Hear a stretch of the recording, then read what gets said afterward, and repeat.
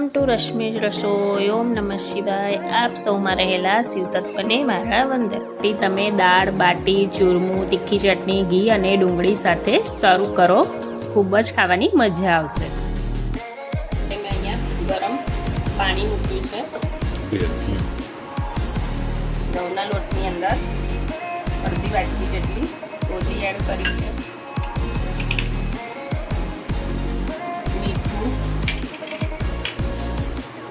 हळदर, अजमो,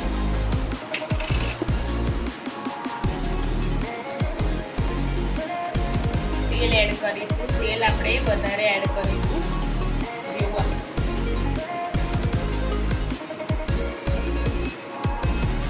लोटमां थोडું આ રીતનું બાઇન્ડિંગ આવે એટલું તેલ આપણે એડ કરીશું। આપણે રોટલી પર હવે એમાં આપણે જે પહેલા ગરમ પાણી લીધેલું છે એ એડ કરીશું।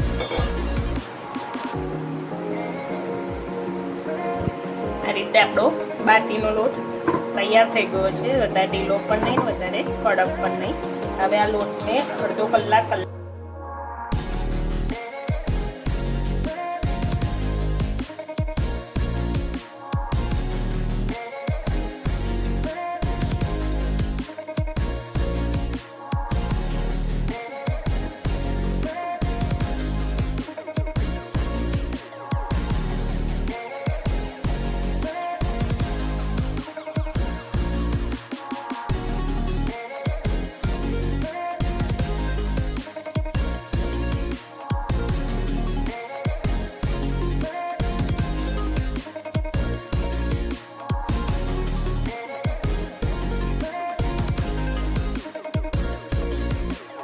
આપણે કુકરમાં દાળ બોઇલ કરવા મૂકીશું। તો એની માટે એક વાટકી તુવેરની દાળ લીધી છે અને અડધી વાટકી મિક્સ દાળ મેં લીધી છે।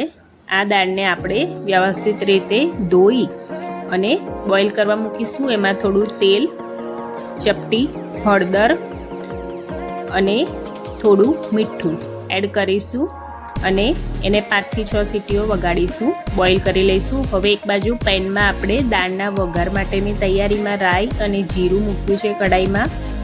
તેની અંદર આપણે લસણ અને આદુની પેસ્ટ 1 ચમચી એડ કરીશું। એને થોડી મિક્સ કરી લઈશું। ત્યાર પછી એમાં ડુંગળી એડ કરીશું। ડુંગળીને પણ એમાં મિક્સ કરી લઈશું અને ટામેટાં એડ કરીશું। આપણે આ તીખી દાળ બનાવીશું દાળ બાટી માટે, એટલે ડુંગળી, ટામેટાં, લસણ, આદુ બધો એ રીતનો મસાલો લીધો છે। હવે એમાં કોરો મસાલો, મીઠું સ્વાદ પ્રમાણે, હળદર, મરચું પાવડર અને 1 ચમચી ધાણા જીરું પાવડર એડ કરી અને આ મસાલો આપણે શેકી લઈશું બરાબર।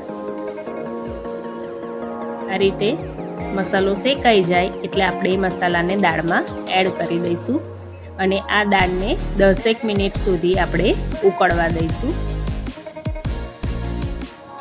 તો આ દાળ આપણી ઉકળી જાય એટલે એમાં લાસ્ટમાં આપણે ધાણા એડ કરી દઈશું।